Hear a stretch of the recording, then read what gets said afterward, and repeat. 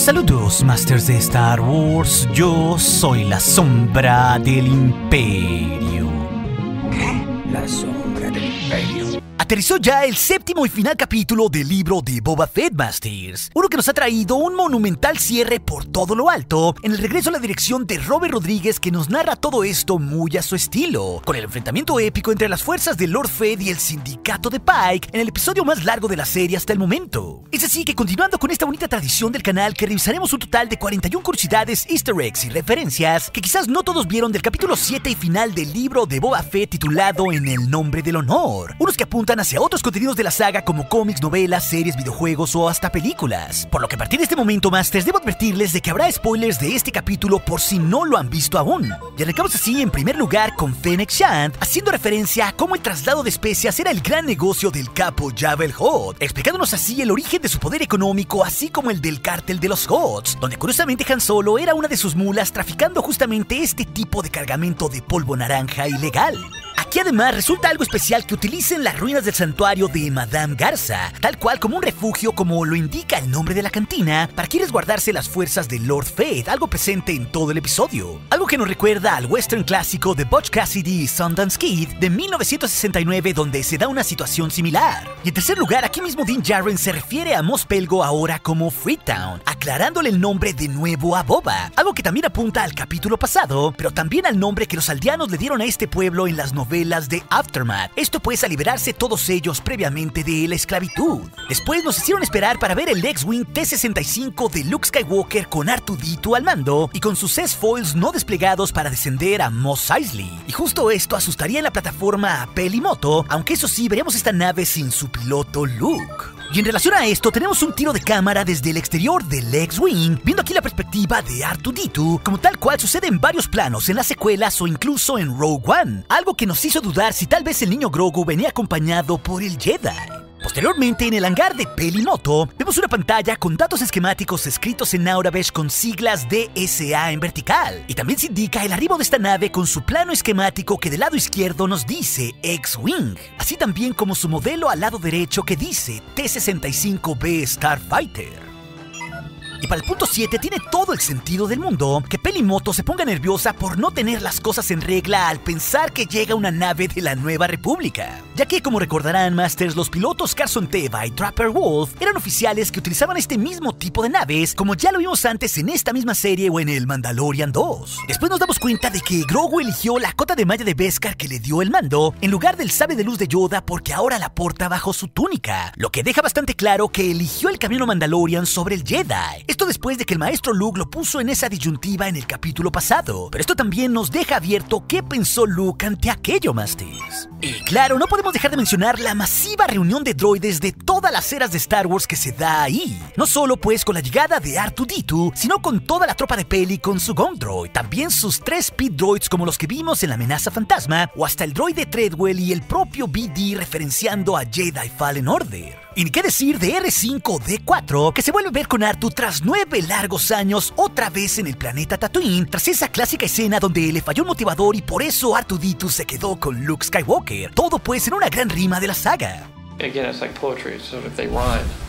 Y para el punto 10 nos dan un montaje de todas las fuerzas de Lord Fett mientras los Mod Cyborg patrullan. Aquí tenemos a los Gamorreans en el puerto espacial de los Klatooinian. Después Krrsantan está en el territorio de la familia Trandoshan frente al ayuntamiento de Mos Espa. Y el resto de los mods vigilan el distrito obrero controlado por la familia Aqualish, lo cual nos deja muy en claro cómo estaba controlado Mos Espa por todas estas especies de aliens que previamente vimos negociando con Boba. Después tenemos la aparición de Cad Bane para retar a Boba Fett en un primer instante en un tono totalmente western, recordándonos con su sombrero al malo Ojos de Ángel interpretado por Lee Van Cleef. Esto claro en la cinta del bueno, el malo y el feo, un personaje que fue la inspiración para crear a Cad Bane en The Clone Wars. Cuando Boba llama asesinos a los Pike, Cad Bane le contesta a un dicho popular en las series del Filoniverse, que nos dice en su diálogo lo siguiente, como cuando el Quacta llama al Stifling Slimy. Una serie de palabras inventadas traducidas al español en algo así como el comal le dijo a la olla. Esto claro en un tono de burla de Bane, llamando también a Boba como un asesino al conocerlo.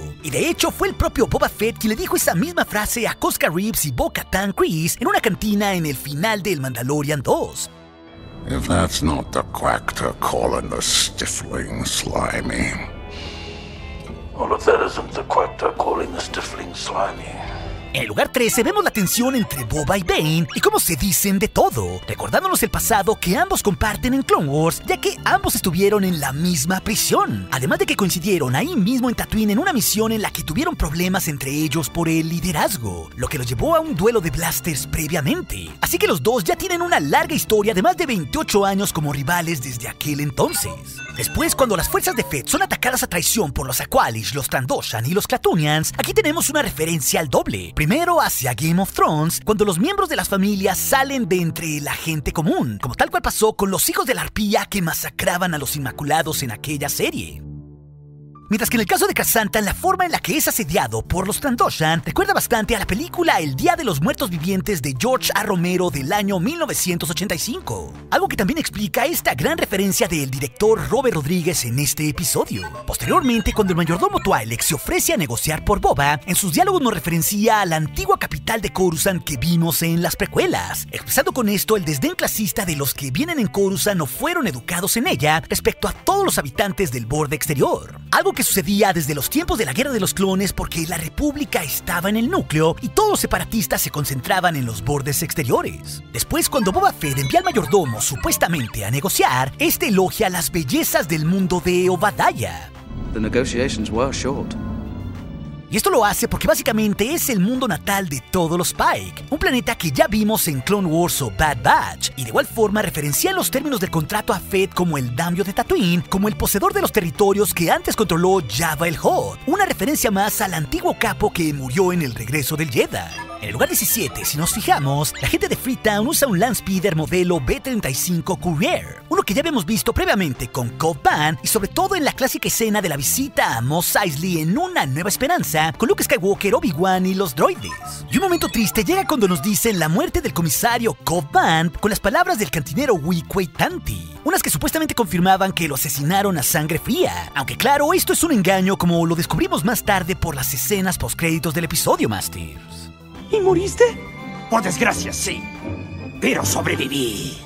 Y en relación a lo anterior, cuando el Mod Scat descubre que los habitantes de Freetown los ayudaron, él se refiere a ellos como Scurriers. Esto en referencia a esas pequeñas ratas de alcantarilla que vimos antes en esta serie, como si aquello fuese un insulto. Otra muestra más del clasismo, en este caso entre pueblerinos y citadinos, algo que además es típico de un western. Para el punto 20, cuando vemos que Krrsantan consigue sobrevivir a la emboscada Trandoshan, Boba lo llama con el diminutivo Santo, como lo llamaba tal cual antes Madame Garza, algo que es muy similar al apodo de Santi que usaba la doctora Aphra en los cómics para referirse al oscuro Wookiee. Poco después, luego de que las fuerzas de Fett cantaran victoria anticipadamente, llegan unos escorpiones mecanizados con blasters pesados. Su modelo es Droide Scorpenek, aunque también se les llama Droide Aniquilador Colicoid, los cuales están basados en un diseño inicial para el episodio 2, pero que este droide tiene apariciones durante el episodio 3, unas máquinas asesinas que además nos recuerdan a Robocop brevemente, y claro, sobre todo a los droidicas, unos efectivos droides que los vimos originalmente en el episodio 1, la amenaza fantasma con sus escudos autogenerados, siendo ahí enfrentados por el Padawan Obi-Wan Kenobi y el maestro Jedi Qui-Gon Jinn.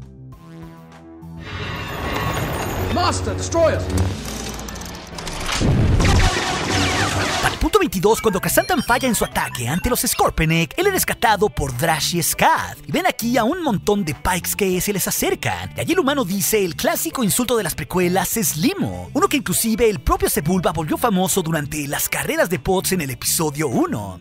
You scrawny doughpot, Slimo. Poco después, cuando Mando se encuentra con Perimoto y sus droides, curiosamente ella va a bordo de un droide cochero como ya lo habíamos visto antes en esta serie, un modelo casi idéntico como la carroza a la que se subieron juntos en Mos Espa, tal cual Anakin Skywalker y Padme Amidala durante el ataque de los clones. Poco después, no podemos dejar de mencionar el Force Jump que utiliza el bebé Grogu para reunirse y abrazar amorosamente a Din Djarin en un momento bastante emotivo. Oh, okay, little guy. I'm happy to see you too. I didn't know when I'd see you again.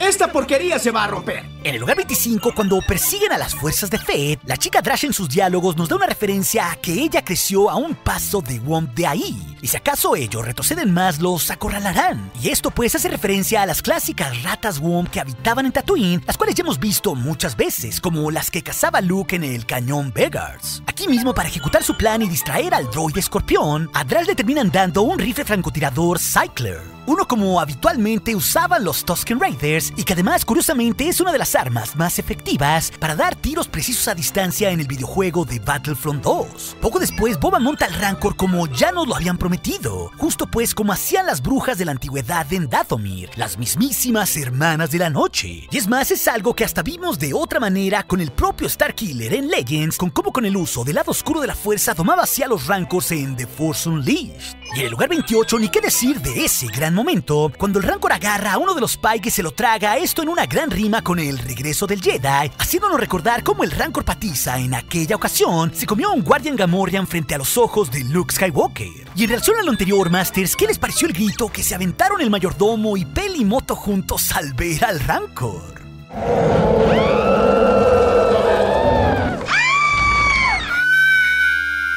Curiosamente, en esa escena se reúnen los actores Amy Sedaris y David Pasquesi. Esto luego de que el segundo actor visitara el talk show de la primera actriz en una doble referencia. Y el Rancor, justo al escalar la torre y rugir desde lo más alto de Mos Espa, nos regala una auténtica postal muy clásica del cine, emulando justamente a King Kong.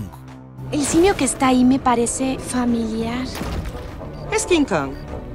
¿King Kong no era en blanco y negro? Ya sabes cómo es Hollywood.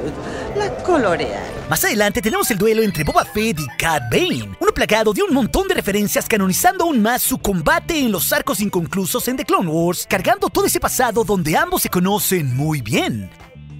Y Ben aquí hace mención a su rapidez y Boba a su armadura, que por cierto fue lo único que lo salvó en su duelo pasado, ya que entonces Boba recibió su abolladura en el casco y justamente Cad Bane su daño en su cráneo, uno que previamente se mostró en el Bad Batch y que cuando pierde su sombrero aquí se vuelve a mostrar. Inclusive pues estas referencias son tan claras que hasta Cad Bane le recuerda que ya previamente lo había vencido en un trabajo, como cuando tal cual lo traicionó delante de su sindicato Garra de Krayt ahí mismo en Tatooine, algo que es una brillante referencia del maestro Filoni. Filoni es mi pastor, nada me faltará.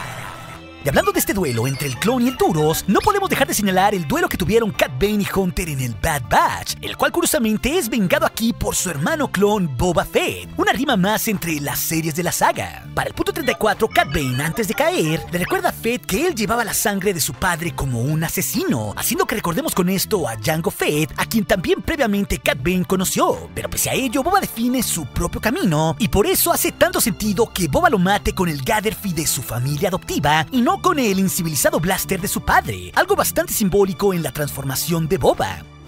So uncivilized.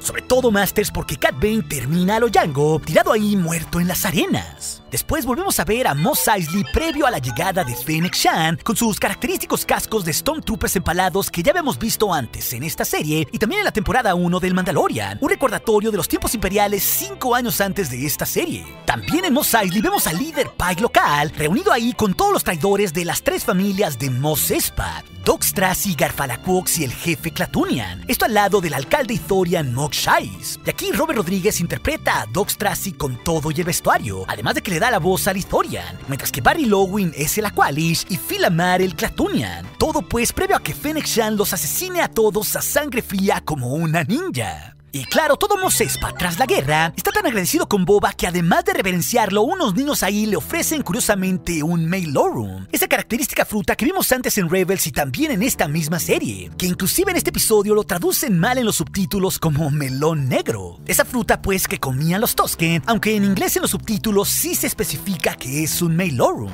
Lo que, curiosamente, todo esto de la fruta también nos recuerda a la película de El Padrino, justo por la manera en la que le hacían ofrendas de frutas al capo en la pequeña Italia en ese filme, Masters. En el punto 38 tenemos que el final conecta con el Mandalorian 3 que veremos al final de este 2022, con el tema musical del Mandalorian al fondo y viendo la nueva Naboo N1 modificada con el propio niño Grogu en la cabina trasera, una que antes era para un astromecánico y que fue convertida tal y como sospechábamos para el niño.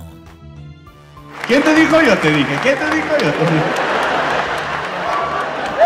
Y un detalle muy simpático lo tenemos con el cambio con los coros del tema en los créditos, los cuales ya no imitan a un grito Tusken, sino que tal cual dicen el nombre de Boba Fett una y otra vez. Sin duda, un gran detalle musical de Ludwig Göransson y Joseph Shirley, quienes son los músicos compositores. Y ya en la secuencia de los créditos le damos honor a Temuera Morrison y Ming-Na Wen como Boba Fett y Fennec Shand, obviamente. Mientras que tenemos de vuelta a Pedro Pascal como la voz del Mandalorian y Kerry Jones como Krasantan y Carisma Chanel como Joe de Freetown. Finalmente, en el lugar 41, descubrimos tras el diálogo previo de Boba quién rayos estaba en su tanque de Bacta, siendo además tratado por el modificador con su garra de droide B2, que justamente vimos en los episodios pasados interpretado por el músico Thundercat. Y aquí descubrimos que era el alguacil Cold Band, quien no estaba muerto y ahora lo van a arreglar como un cyborg. Algo que promete mucho que tendrá un rol importante en el futuro de otras series que se vienen en el Filoniverse Masters. Pero si también te interesa conocer 39 cosas que no viste del capítulo 6 del libro de Boba Fett, esa historia te la dejaré aquí en las pantallas finales junto al todo explicado de este capítulo final. Y recuerde, nuestro aliado es la fuerza y un poderoso aliado es. Hasta aquí su amigo, la sombra del Imperio.